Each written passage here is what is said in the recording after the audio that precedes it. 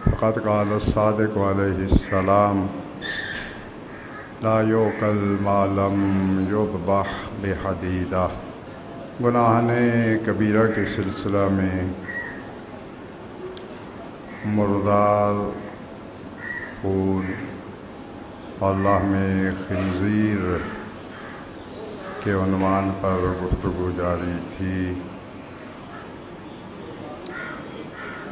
اور شرائط ذبح کے متعلق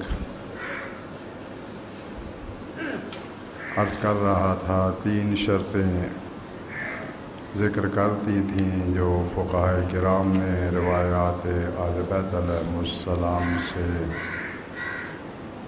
استنباط فرمائی ہے، جن کی صراحت اہل بیت علیہ السلام کے مکتب میں موجود ہے۔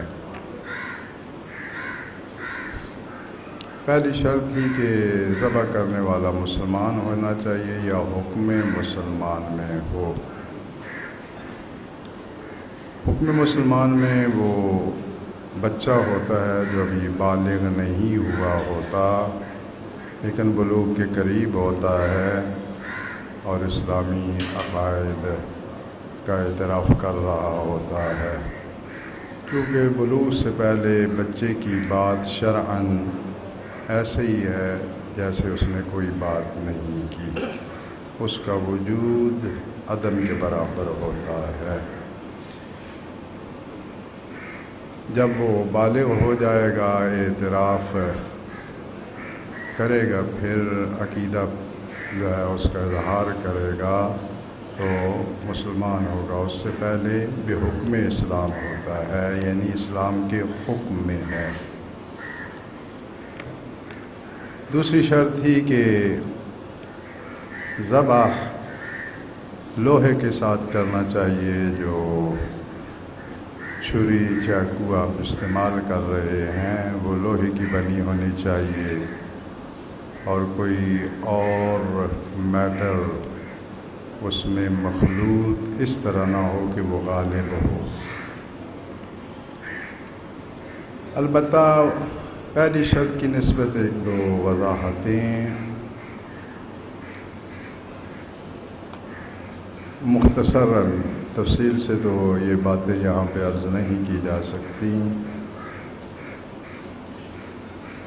مسلمان ہونا شرط ہے، ایمان شرط نہیں ہے۔ احادیث مبارکہ اہل بیت علیہ السلام میں صراحت سے وارد ہوا ہے کہ جو بھی امیر المومنین علیہ السلام کا قول مبارک کہ جو شخص بھی کلمہ اسلام کے مطابق اپنا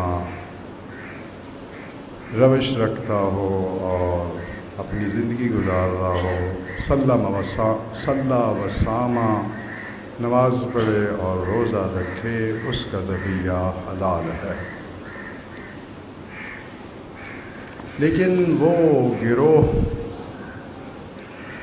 جن کو خارج از اسلام سمجھا جاتا ہے، ان کا ذبح کیا ہوا ذبیحہ حلال نہیں ہوتا۔ مثلا خارجی ناسبی، اہل بیت علیہ السلام سے عداوت رکھنے والا، اس کا ذبح کیا ہوا حلال نہیں ہوتا۔ یا اگر کسی شخص پہ مرتد ہونے کا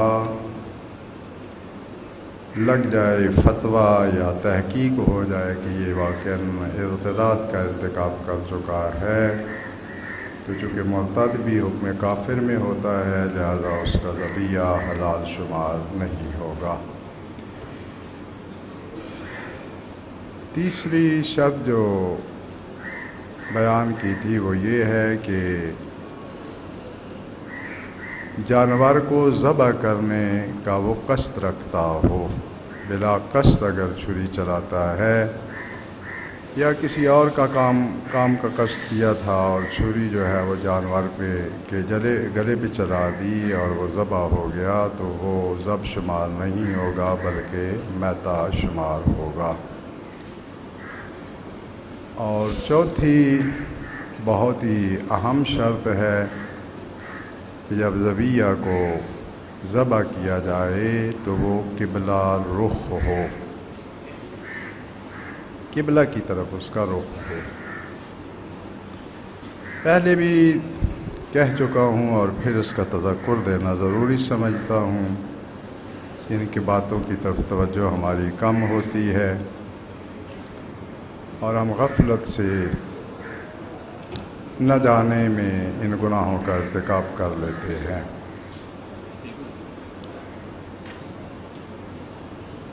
عمل جنسی کرتے ہوئے قبلہ رخ نہیں ہونا چاہیے، نہ پشت قبلہ ہونا چاہیے، یہ شرعاً ناجائز کام ہے۔ اسی طرح پاخانہ پیشاب کرتے ہوئے نہ قبلہ رخ ہونا چاہیے نہ ہی پشت قبلہ، دونوں جائز نہیں ہیں۔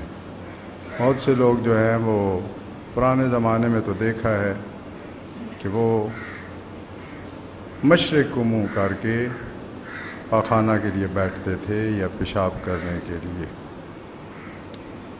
یعنی مغرب کی طرف پشت کر کے، تو یہ بھی حرام ہے شرعاً۔ نہ روح قبلہ ہونا چاہیے نہ پشت قبلہ۔ نماز میں قبلہ کی جہت وسعت رکھتی ہے، یعنی اگر کسی کے لیے قبلہ کی تعیین نہ ہو تو دونوں بازوؤں کے اندر اگر یہ دونوں کاندھے اس کے اندر اگر قبلہ کا خط کوئی ٹچ ہو جائے تو وہ روح قبلہ ہی نماز سمجھی جاتی ہے۔ فرض کریں یہاں ہے کعبہ اور یہاں میں کھڑا ہوں، یہ دیکھیں اس کا خط یہاں آ رہا ہے تو یہ روح قبلہ شمار ہوگی۔ اور میت کو جب دفن کیا جاتا ہے تو اس کے بدن کا سامنے والا پورا حصہ روح قبلہ ہونا چاہیے، صرف چہرہ نہیں، مقادیم بدن پورے کا پورا یہ فرنٹ والا حصہ قبلہ رخ پہ ہونا چاہیے۔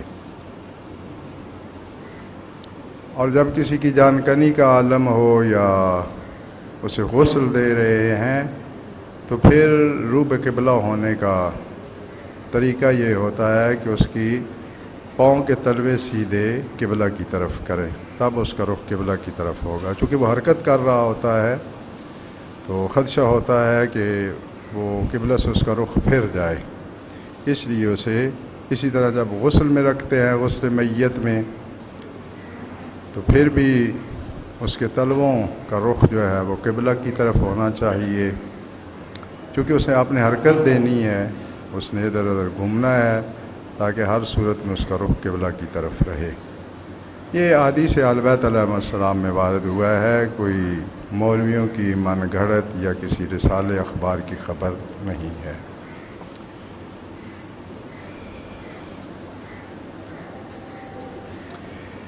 یہاں پر جو استقبال مراد ہے، یعنی وہ جانور جسے ذبح کر رہے ہیں اس کا قبلہ روح ہونا یہ ضروری ہے۔ اگر تو جانور کھڑا ہے اسے ذبح کر رہے ہیں تو جس طرح انسان قبلہ رخ کھڑا ہوتا ہے اس کو بھی ایسے ہی کھڑا ہونا چاہیے، یعنی گردن، چہرہ اور بدن کا اگلا حصہ جو ہے وہ سیدھا قبلہ رخ پہ ہو۔ اگر جانور کو لٹایا گیا ہے، دائیں طرف لٹایا ہے یا بائیں طرف، کس طرف لٹانا ہے یہ اور بات ہے، بہرحال جانور کو اگر لٹایا گیا ہے تو پھر اس کے ذبح ہونے کی جگہ اور اس کا پیٹ قبلہ رخ ہونا چاہیے، منہ ہونا اور اس کی ٹانگوں اور ہاتھوں کا قبلہ کی طرف ہونا یہ ضروری نہیں ہے، اس کا پیٹ اور جس جگہ سے ذبح کرنا ہے اس جگہ کا قبلہ رخ ہونا ضروری ہے۔ اور ذبح کرنے والا شخص جو ہے اس کا قبلہ رخ ہونا ضروری نہیں ہے، یعنی وہ قبلہ رخ نہ بھی ہو تو تب بھی ذبح کو فرق نہیں پڑتا، اگرچہ بہتر یہ ہے کہ وہ شخص بھی قبلہ رخ ہو کے ذبح کرے، لیکن جانور کی ذبح کی جگہ اور اس کا پیٹ کا قبلہ رخ ہونا یہ شرط ہے ذبیحہ کے حلال ہونے میں۔ اس مسئلہ میں بھی کچھ استثناءات ہیں۔ ہمارے ہاں تو یہ مشہور ہے اور ایک ادنا سا بہانہ ہے جو بہت سے لوگ بناتے ہیں کہ مولوی کی بات سنو ہی نہیں، اس لیے کرنی نہیں پڑے گی، اللہ کو کہیں گے ہم تو جانتے ہی نہیں تھے۔ یہ بہت اچھی سی ایک دلیل ہے جو ہر بندہ استعمال کرتا ہے۔ دیکھیں امامے والا بیٹھنے لگا ہے، کسی جگہ پہ بولنے لگا ہے تو بہت سے لوگ اٹھ کے چلے جاتے ہیں۔ خود میں نے سنا ہے، بھئی کیوں جا رہے ہیں؟ جی سنیں گے نہیں تو پتہ نہیں چلے گا، چونکہ پتہ چل جائے تو کرنا ضروری ہوتا ہے۔ ماشاءاللہ، پھر تو یہ بالکل آسان سا کام ہو گیا دین سے جان چھڑانے کا، حالانکہ آسان نہیں ہے۔ جتنے بھی واجبات یا محرمات ہیں ان کی تعلیم حاصل کرنا ہر شخص پر واجب ہے۔ اب جائیں فقہ کی کتاب دیکھیں یا احادیث اہل بیت علیہم السلام کا مطالعہ کریں۔ جو لوگ تجارت کرتے ہیں فقہی طور پر اور احادیث اہل بیت علیہم السلام کی روح سے، ان کو تجارت کرنے کی اجازت ہی نہیں ہے مگر یہ کہ پہلے تجارت کے احکام کو سیکھیں، اس کے بعد جا کے کاروبار کر سکتے ہیں۔ یہ کوئی بہانہ نہیں ہے بچوں والا، سنیں گے نہیں، پتہ نہیں چلے گا تو نہیں کریں گے، اللہ کے ہاں بہانہ ہو جائے گا۔ جہالت دو قسم کی ہوتی ہے، ایک کو کہا جاتا ہے جاہل قاصر اور ایک کو کہا جاتا ہے جاہل مقصر۔ جاہل قاصر کی جہالت عذر ہوتی ہے بعض موارد میں، لیکن جاہل مقصر کی جہالت عذر نہیں بنتی اللہ کے نزدیک کسی جگہ پہ بھی۔ جاہل قاصر اسے کہا جاتا ہے جس نے اپنی طرف سے حکم الہی کو جاننے کے لیے پوری کوشش کی، لیکن حکم الہی تک اس کی رسائی نہیں ہو سکی اور حکم سے جاہل رہا، اس کی جہالت عذر ہوتی ہے، یعنی اللہ کے ہاں یہ معذور ہے جو حکم کی مخالفت کر رہا ہے۔ لیکن جاہل مقصر جو جان بوجھ کے جہالت میں رہتا ہے، یعنی اس کے امکان میں تھا اگر تھوڑی سی کوشش کرتا تو حکم الہی کا علم حاصل کر سکتا تھا، لیکن اپنی مرضی سے حاصل نہیں کیا، اس کی جہالت عذر نہیں ہوتی۔ اس کو وہی سزا ملے گی جو عالم تارک کو ملتی ہے، یعنی جاننے والا نہ کرے، حکم کو جانتے ہوئے اگر کوئی نہیں کرتا اس کی بھی وہی سزا ہے۔ لہذا جہالت ہر جگہ پہ عذر نہیں ہے، یہ نہ سمجھیں کہ میں نے جانا نہیں ہے۔ خیر شاید ایک دو دفعہ پہلے یہ حدیث تلاوت کر چکا ہوں کہ قیامت والے دن خداوند متعال اپنے بندے سے پوچھے گا حل علم عملتا، اس پہ عمل کیوں نہیں کیا؟ وہ کہے گا کہ خدایا میں تو اس سے جاہل تھا، میرے علم میں نہیں تھا کہ اس پر عمل کرنا ہے۔ تو حق تعالیٰ ایک جملہ احتجاجاً ارشاد فرمائے گا حل تعلمتا، اگر تو جاہل تھا تو تو نے اس کو سیکھا کیوں نہیں، اس کو جانا کیوں نہیں؟ ہمارا چونکہ اس دنیا میں رہتے ہیں مادی امور سے ہمارا چونکہ تعلق ہے، مادہ کی دنیا میں رہتے ہیں، مادی چیزوں سے مانوس ہیں، ہم سمجھتے ہیں کہ عدالت الہی بھی ایسے ہی ہے جیسے پنجاب کی ہائی کورٹ میں جانا ہے۔ ایک جج صاحب مجھے فرما رہے تھے کسی موضوع پہ، میں نے کہا یہ تو جھوٹ ہے، یا انہوں نے جھوٹ بہت بولا ہے۔ وہ فرما رہے ہیں جی عدالت میں سچ بولتا ہی کون ہے، عدالت میں ہمیشہ جھوٹ چلتا ہے۔ جج صاحب فرما رہے تھے، ہائی کورٹ کے جج۔ تعجب ہے نا، تعجب بھائی، وہاں یہ عدالتی سسٹم نہیں ہے، وہاں بہانہ بنایا ہی نہیں جا سکتا۔ کون بہانہ بنا سکتا ہے؟ جب انسان کے گناہ کے خلاف وہ جگہ آ کے شہادت دیتی جس جگہ پر اس نے گناہ کیا ہے، جن ہاتھوں سے کیا ہے وہ ہاتھ بولیں گے اس نے ہمیں استعمال کرتے ہوئے یہ گناہ کیا ہے، دل و دماغ بولیں گے، پاؤں بولیں گے، پیر، کہ ہمارے ذریعے یہ چل کے گیا وہاں تک، وہاں میرے اور آپ کے بہانے کیا ارزش رکھتے ہیں۔ ہوا علیم یا یعلم ما فی الصدور، علیم بالصدور، وہ تو دلوں کے راز کو جانتا ہے۔ کتنا وہاں انسان انکار کر سکتا ہے۔ ہاں جھوٹ کی چونکہ اس دنیا میں مادی میں عادت ہے، وہاں بھی انسان جھوٹ بولنا نہیں چھوڑے گا۔ یوم تبلی السرائر قرآن کے الفاظ ہیں کہ جس دن سرائر واضح ہو جائیں گے، یعنی جو کچھ یہاں سوچوں میں خیالات میں ہم نے اندر چھپایا ہوا ہے، اس یوم عدل کی خصوصیت یہ ہے کہ جو اس عدالت میں پہنچے گا اس کا سارا جو کچھ اندر خیالات ہیں وہ خود بخود ظاہر ہو جائیں گے، چھپانے سے چھپ نہیں سکیں گے۔ میری بات پہ توجہ فرما رہے ہیں؟ یہاں بہت سے عزت مند ہیں کہ جو دلیری سے جرم کرتے ہیں، جھوٹ بولتے ہیں، فراڈ کرتے ہیں، لیکن جب کوئی دوسرا کہتا ہے نا اس نے فراڈ کیا، کہتا ہے نہیں ہماری اس نے عزت اچھال لی ہے۔ او بھائی اگر اتنا عزت کا تو قائل ہوتا تو بے عزتوں والا کام ہی کیوں کرتا؟ وہاں تو کسی کے لیے اپنا بدن ڈھانپنے کے لیے کوئی کوشش نہیں ہوگی۔ عراۃً حفاۃً، ننگے دھڑنگے، جس طرح کہ ماں کے شکم سے پیدا ہوتا ہے بچہ ننگا دھڑنگا، سب کھڑے ہوں گے۔ تو صحابی نے جب سنا مولا کی خدمت میں عرض کی ما اقبح المنظر، کتنا کبھی منظر ہوگا کہ سب مرد و خواتین ننگے کھڑے ہیں، الفل ننگے، کتنا کبھی منظر ہوگا، کھربوں بلکہ اس سے بڑا عدد۔ میں تو ریاضی پڑھا نہیں ہوا ہوں، بڑے سے بڑا عدد بھی وہاں جتنا مجمع ہوگا اس کے لیے کم ہو جائے گا، اور سب ننگے دھڑنگے۔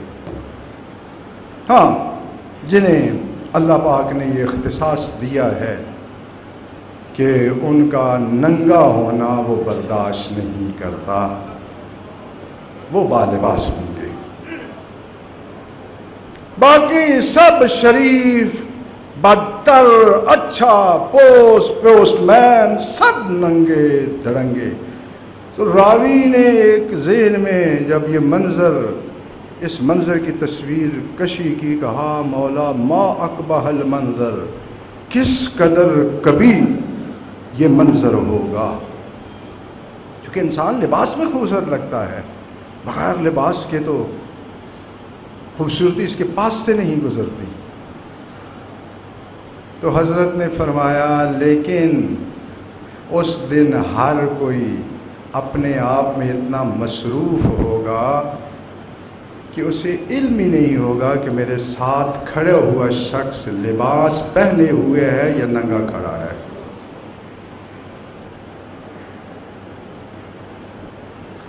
یہ قصے اور حکایتیں نہیں ہیں، یہ حقیقتیں ہیں جو خالق کائنات کے معین کردہ نمائندگان نے ہم تک پہنچائی ہیں، اور ہر شخص کی زندگی میں وہ وقت دور نہیں ہے جب اسے اس یوم تبلی السرائر کے منظر میں پیش ہونا ہے۔ استقبال قبلہ،